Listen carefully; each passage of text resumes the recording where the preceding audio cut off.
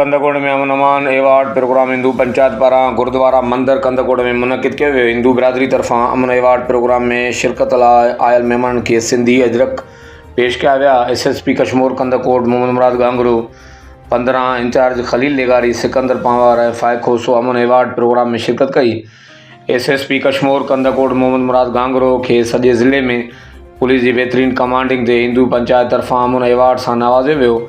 खलील लेगारी ऐं सिकंदर पांवर के सॼे ज़िले में बताखोरी रज़नी धाड़ेलनि जे ख़ात्मे ते अमन एवार्ड पुंडड़ा विया। ज़िले में जेको माज़ी में धाड़ेलनि जो टोलो सम्झो वेंदो हो, हाणे SSP कशमोर कंदकोट जी कमांडिंग ऐं टीम जी सख़्त महिनत सबबि अमन अमान जो माहौल बरक़रार रखियो वियो आहे। हिंदू पंचायत SSP कशमोर कंदकोट मोहम्मद मुराद गांगरो, 15 इंचार्ज खलील लेगारी ऐं सिकंदर पांवर जी शानदार कारकर्दगी सबबि अमन बहाल थी वियो आहे।